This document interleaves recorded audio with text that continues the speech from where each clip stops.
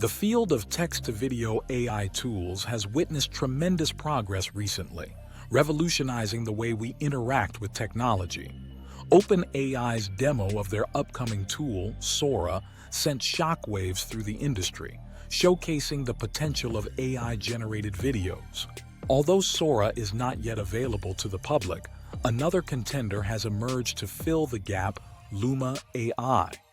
Luma AI allows users to generate videos up to 1 minute long using a simple text prompt.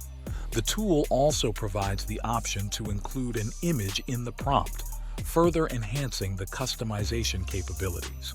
Luma AI is currently available for free, allowing users to experiment with its features.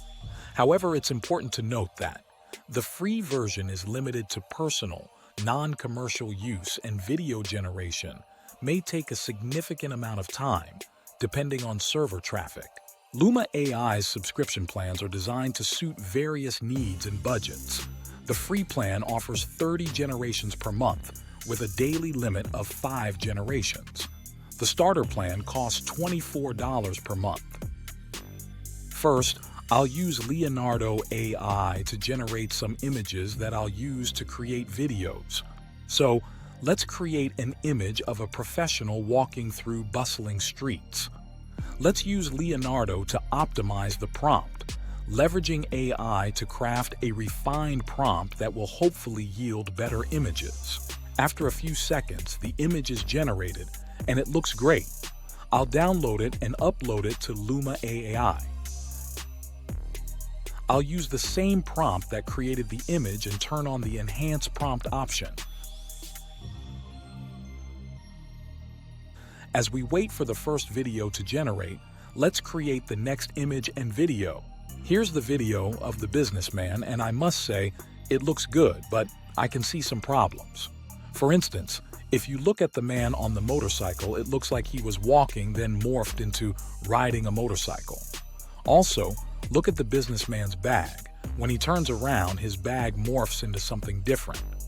As I explore Luma AI's features, I've come across some limitations listed on their website. Specifically, morphing, movement, and text creation are areas where Luma AI's capabilities are currently limited. These limitations are important to keep in mind as we experiment with this innovative tool. My next challenge is to recreate the impressive video debuted by Sora. I'll start by copying the original prompt and using it to generate an image in Leonardo. The resulting image features a woman and surroundings that closely match the demo video, making it an ideal starting point for my replication attempt. With the image in hand, I'll use the same prompt to generate the video, but this time I'll disable the Enhance Prompt option. By doing so, I'm aiming to create a video that adheres more closely to the original prompt, without any additional creative interpretations. As I examine the video produced by Luma AI, I'm impressed with the outcome. Yet, I can't help but wonder how it compares to the remarkable demo video showcased by Sora. While Luma AI's output looks promising, I'm cautious about making a direct comparison. My hesitation stems from uncertainty about the number of iterations OpenAI required to achieve their polished video. Furthermore, since Sora's tool is not publicly available, I'm unable to test it and make a more informed comparison. Another notable difference I observed is the video length. Sora's demo video is substantially longer, while Luma AI's output is capped at 5 seconds. I didn't notice an option to adjust the video length, leading me to assume it's automatically determined by the generator. Here are some additional videos I generated using the tool.